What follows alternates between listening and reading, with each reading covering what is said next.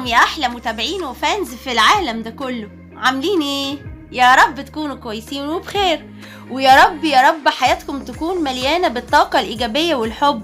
النهاردة اخترت لكم حاجة كلنا بنحبها، كرواسون. في ناس ساعات بتعمله بالشوكولاتة، وفي ناس ساعات بتعمله بالجبنة، وكل واحدة على حسب أفراد أسرتها ما بتحبه. النهاردة عندكم من مطبخ مارجو الكرواسون بكل تكاته وحركاته. هقوله لكم وازاي تطلعيه حلو وازاي تطلعيه حادق من مطبخ مارجو بكل تكاته وحركاته. خليكم معايا بس بعد الانترو. انزل يا ابني بالانترو.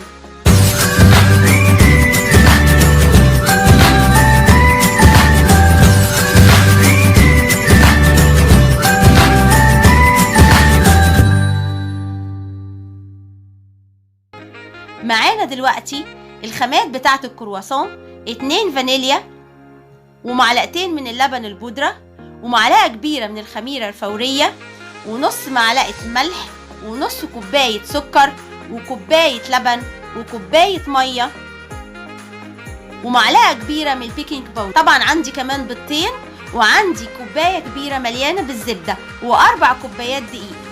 هعمل ايه؟ هبتدي في الطبق الازاز اللي انا حطاه ده، هحط كوباية اللبن وعليها كوباية المية، وهقلب عليها الخميرة الفورية بمعلقة سكر، واسيب الخميرة الفورية على جنب. اشوف الخميرة ظروفها ايه، هل هي هتدي معايا التخمر اللازم ولا ما تديش، عشان ساعات بتبوظ العجينة. زي ما انتوا شايفين اديني حطيتها، وحطيت عليها المية، وحطيت الخميرة، وحطيت معلقة سكر، ودوبتهم وسبتهم على جنب.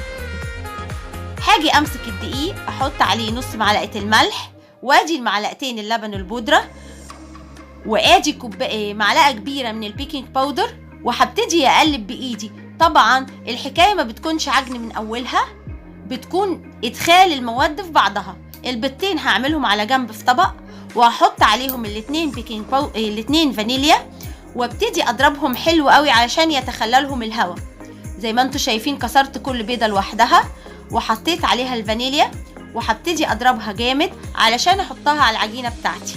طبعا ست البيت لازم يبقى عندها صبر شوية علشان خاطر في الاخر يديكي نتيجة كويسة. سيح في السمنة عشان السمنة ما تتحطش وهي جامدة، دي زبدة نيوزيلندي. وهبتدي بعد كده اعجن وادخل المكونات في بعض. طبعا غسلت ايدي حلو قوي، وهبتدي ادخل المكونات في بعضها زي ما انتوا شايفين. ما بعجنش الا في الاخر خالص عشان الم المكونات خالص. ادي نقطة خل برضو بتتفاعل مع الخميرة وبتديني نتيجة حلوة في المعجنات.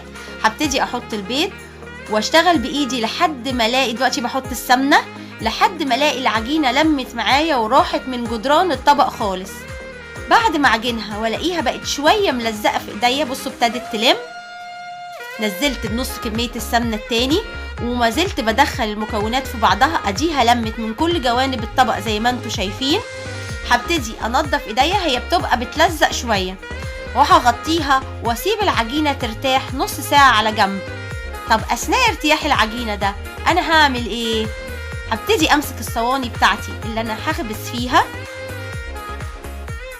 واجيب صينية من اللي هقطع فيها وادهنها طبقة خفيفة قوي من الزيت.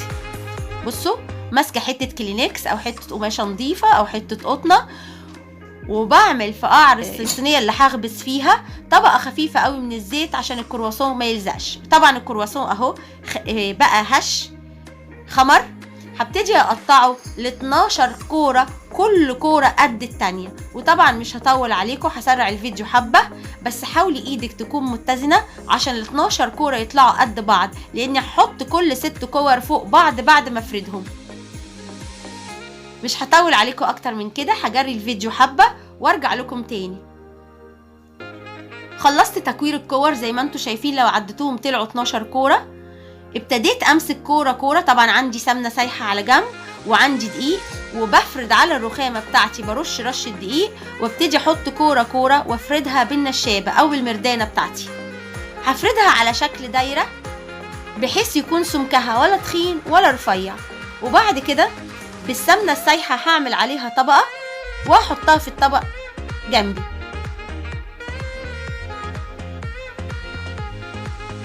شايفين؟ طبعا العجينة طالعة تحفة تحفة وبتتفرد معايا، ومطرح ما سبتها ريحت نص ساعة ما بتلمش تاني. طبعا حتة في النص دي شوكولاتة عشان انا كنت بقطع الشوكولاتة على الرخامة. بدهن طبقة من السمنة على كل الحروف وطبقة العجينة كلها، وهبتدي احطها في طبق على جنب عشان افرد واحدة غيرها. زي ما انتوا شايفين طالعة مستديرة وحلوة. هبتدي احط طبقة تاني من الدقيق وافرد كورة تانية، وبالمنظر ده لحد ما اخلص ال6 كور.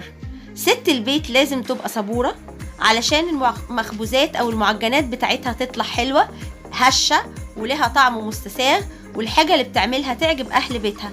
فمش لازم استعجل. هتقولي لي بطيئة، لا، هو كده لازم كل حاجة تتخدم وتاخد وقتها.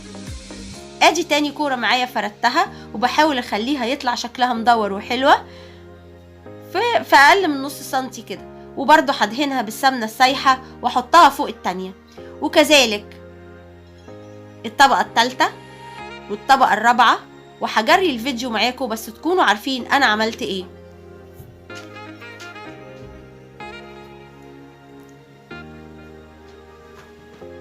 ادي الطبقة التانية ودي التالتة والرابعة والخامسة لحد ما بقوا 6 طبقات.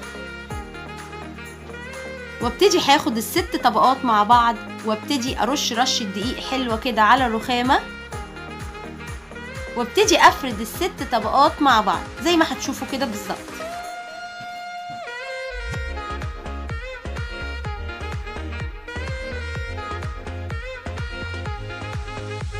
طبعا انا بشرح خطوة خطوة علشان اي عروسة مبتدئة او اي بنوتة عايزة تعمل حاجة حلوة لماما وبابا تعرف كل حاجة بتكتها وحركاتها. مش بحاول اجري الفيديو كتير علشان خاطر تعرف الخطوة كل حاجة خطوة بخطوة ما تطلعش حاجة غلط، بحيث ان انا هقسمها 4/4 بالقطاعة بتاعتي، وكل ربع هعمله يا ل2 يا ل3، واشوف بقى نوع الحشوة اللي انا عايزة احطه. طبعا اهل بيتي بيحبوا قوي الحشوة اللي بالشوكولاتة. انا حضرت زي ما انتوا شايفين شوكولاتة مقطعة جنبي.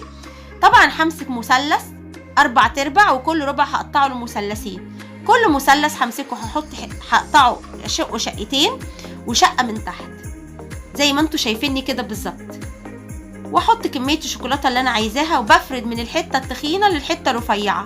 واول ما اجي عند البوز بتاع المثلث اسحب بايد وافرد بايد تانية لحد ما اعمله على شكل القوس او الهلال، وببتدي ارصه في الصينية بتاعتي لحد ما اخلص العدد كله. خليكم معايا هجري الفيديو.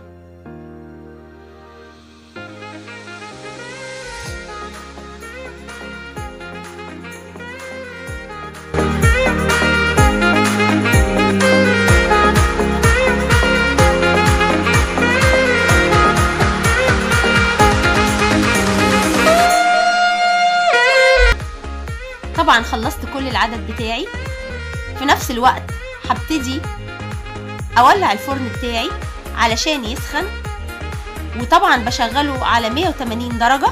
وبعد ما بخلص المعجنات بتاعتي بسيبها تريح شوية. زي ما انتوا شايفين شكلها تفرح في الصواني، ريحتها تجنن رغم انها لسه ما دخلتش الفرن. وهبتدي اجيب شوية لبن، وبالفرشة بتاعتي هدهن وش الكرواسون كله بحيث لما اولع عليه الشواية يديني طبقة كده حمرة وحلوة شكل المخبزات الجميلة.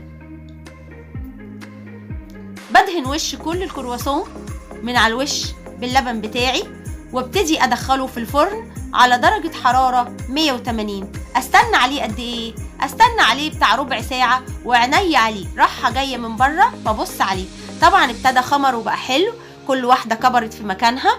بعد ما الاحظ انها استوت من القعر هبتدي اشغل عليها الشواية عشان تاخد وش احمر. طبعا ريحته طالعة تجنن. انا عايزاكوا تيجوا تشموا الريحة معايا، هتاكلوا صوابعكم وراه. احلى كرواسون ده ولا ايه؟ طبعا كرواسون من مطبخ مارجو. انا عايزاكوا تتابعوا معايا كل فيديوهاتي، واللي عجبوا الفيديو بتاعي يدعمني بلايك ويكتب لي كومنت حلو كده زيه، ويا ريت تخلي اصحابكم يشتركوا في القناه وتدوني رايكم في الاكل اللي بعمله. دلوقتي انا بفتح لكم واحده كرواسون شكلها فلافي والشوكولاته من جوه سايحه، ودي شكل الكرواسون بتاعي كله بعد ما رصيته للتقديم. شايفين شكله يفرح ازاي؟ يا ريت كلكم تحاولوا تجربوه وتكتبوا لي في الكومنتات طلع طعمه ايه. طب تسلم ايديكي يا بنتي يا مارجو ولا لا؟ ودلوقتي ادعموني بلايك وكومنت حلو، ومعايا في الطبخه الجايه او الحاجه الحلوه الجايه، واستنوني في المره الجايه مع مطبخ مارجو. باي باي.